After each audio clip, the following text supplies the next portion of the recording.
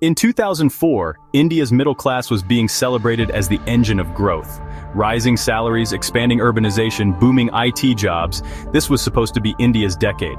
But now it's 2025, and that same middle class is drowning, taxed beyond relief, ignored by policy, and forced to carry the weight of a government that gives them nothing in return. Less than 5% of Indians pay income tax, yet those few are being squeezed dry, while billionaires enjoy tax holidays, and the poor remain dependent on subsidies. Here's the brutal truth. India's economy is built on overtaxing the people who keep it running, and giving them absolutely nothing back. This isn't just inequality, it's a slow-motion collapse. And if the middle class breaks, India breaks. How did this happen? Let's break down how. Please take a moment to drop a like and subscribe to the channel. The Indian income tax system is brutally top-heavy. Only about 7 crore Indians filed income tax returns in FY 2022-23, out of a population of 1.4 billion.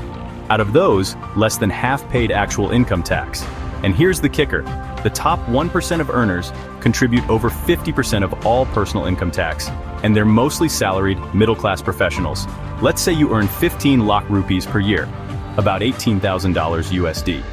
You're paying a 30% tax rate, the same as India's richest business magnates. Meanwhile, you get no deductions, no shelters, no loopholes. Compare that with corporate giants. In 2019, the Modi government slashed corporate tax rates from 30% to 22%, costing the exchequer 1.45 lakh crore rupees, $17.5 billion USD, annually. Did the salaried middle class get any relief? Not a rupee. And don't forget the irony. While the salaried middle class gets taxed heavily, the rich hide their income through investments, trusts, and real estate. India still has no inheritance tax, no proper capital gains accountability, and no wealth tax. In other words, you work, you pay. They invest, they get richer. When GST was launched in July 2017, it was hailed as the biggest tax reform in Indian history. But it quickly turned into a regressive, confusing, and punishing system. Here's how GST hits the middle class daily. 12 to 18% GST on essentials like mobile phones, clothing, laptops, appliances, everything that defines modern life. 28% GST on two-wheelers, washing machines, air conditioners, labeled as luxury goods despite being household basics. Even insurance premiums and mutual fund fees come with 18% GST, punishing people for being financially responsible. Let's put this in real numbers. If a salaried worker spends 50,000 rupees per month, about $600 USD on expenses, at least 5,000 to 7,000 rupees is going straight to the government via indirect taxes. And that's after you've already paid your income tax. Worse, GST collections hit 1.87 lakh crore rupees in April 2023, the highest ever. But ask yourself, has public service improved at all?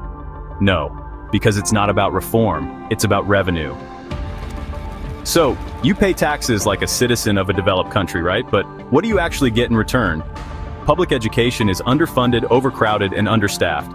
Most middle-class families, well, they're forced to send their children to private schools. And these schools, they cost anywhere from 2 to 6 lakh rupees a year, which is about 2,400 to 7,200 US dollars in urban centers. And oh, they're taxed under GST too. Now, let's talk about healthcare. Over 50% of all healthcare spending in India is out of pocket. Government hospitals are crumbling, which forces families to buy expensive private insurance and visit private clinics. And again, there's an 18% GST on insurance premiums. Public transport?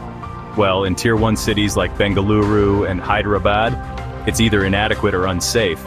So the middle class ends up buying a scooter or car and pays a whopping 28% GST on the vehicle, registration tax, fuel tax, tolls, and parking fees. The result? You end up funding the country and receive absolutely nothing in return, not even dignity. Let's talk about petrol and diesel for a moment, because honestly, this is daily daylight robbery. In 2021, petrol was selling at 100 rupees per liter, which is about $1.20 USD, even though global crude oil prices were at a historic low of $40 to $50 per barrel. Why, you ask? Well, the central government's excise duty was 32.90 rupees per liter. That's around 40 cents USD plus state VAT, which in some states crossed 25 rupees per liter. Combined, taxes make up over 50% of the final fuel price. That's not a minor markup. That's a tax regime designed to harvest revenue off basic mobility. Fuel price inflation hits the middle class hardest. Daily commutes get expensive. Groceries cost more due to higher transport costs. Ride-sharing, food delivery, and even school buses pass the cost on to consumers. And yet, the government keeps saying it's for development. Here's the reality. India's middle class is earning more rupees, but buying less. Between 2014 and 2022, the average real wage growth for salaried urban workers was just 2 to 3% per year, while official inflation was over 6%. In 2023, inflation on food and fuel alone hovered around 8%, squeezing household budgets even tighter. Meanwhile, private sector bonuses shrank, hiring froze, and job security became a joke. Salaries stagnated while costs exploded. The burden of taxes got heavier. Disposable income vanished. The middle class is now stuck in a loop of survival, not growth. India produces more graduates than any country except China. But where are the jobs?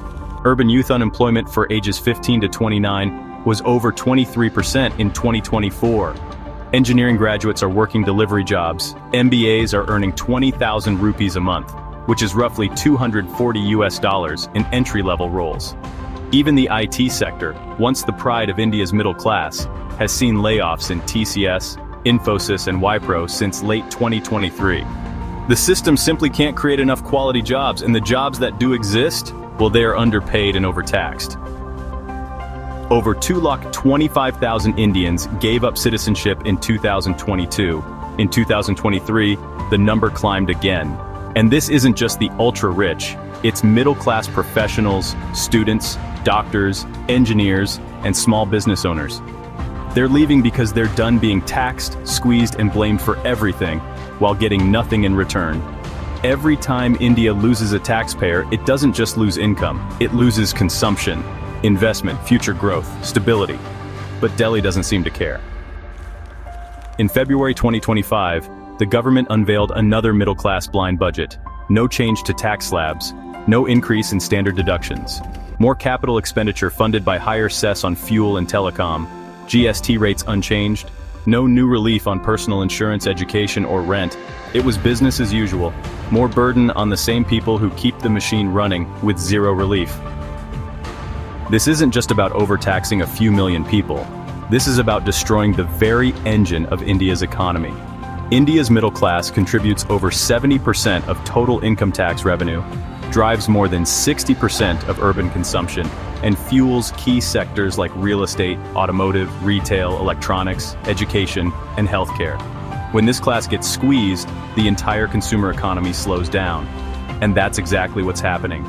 In the last 3 years, two-wheeler sales fell by over 25%, a clear sign of lower middle-class purchasing power. Urban housing sales dipped in Tier 2 and Tier 3 cities, where rising interest rates and flat wages choked demand. Credit card spending rose, but not because people are rich, because they're surviving on debt. People aren't saving, they're not investing, they're not spending on education, health, or travel, because they simply can't afford to. And when people stop spending, the GDP figures collapse behind the scenes, no matter how much the government spins the growth story. Worse, this is driving capital out of the country. India saw over 17 billion USD in outward remittances by individuals in 2023. HNIs and upper middle-class earners are increasingly relocating their capital to Dubai, Singapore, and Canada, where tax systems are simpler and services are better. This isn't just a people issue, it's an economic time bomb. If the government keeps punishing its most productive citizens with higher taxes, broken services, and zero support, it won't just lose votes, it'll lose growth. No country can rise while its taxpayers are running away, holding their wallets tighter and looking for a way out.